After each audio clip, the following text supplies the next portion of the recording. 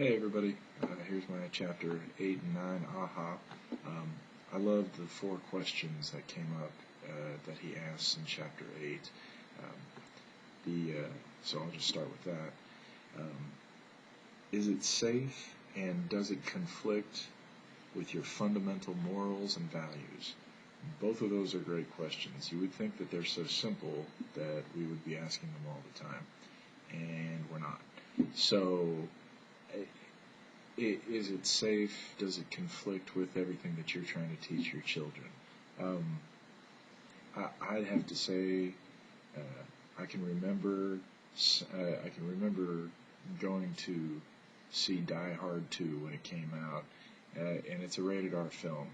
As violence and language and things that you're probably not supposed to see. My friend and I went with both of our dads in middle school, and we watched the film in the theater.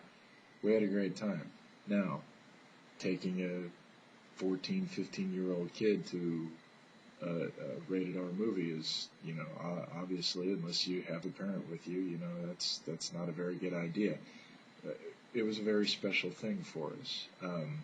Did it conflict with my dad's values on how to raise me and what he thought of violence and that sort of thing? Yes, but did we understand that this is a fantasy versus the real thing? Yeah, we did. I mean, it was a pretty clear distinction. There were so many things in that movie that are over the top that it was just hard to see it as anything different. We know that's not the way people really act in the real world. We had drawn a clear distinction of that, and he did a good job of raising me because we knew that going into the film. It was just pure entertainment. Did we get to do that all the time? No, that wasn't anything other than a special treat. So we understood the value of it being purely entertainment. The other 2 questions, the financially extravagant question, I love that. A $600 hair straightening treatment. If my stepdaughter asked me for that, or asked us for that, we say, you're doing it yourself. Good luck. And there would be no other discussion because it's just astronomical.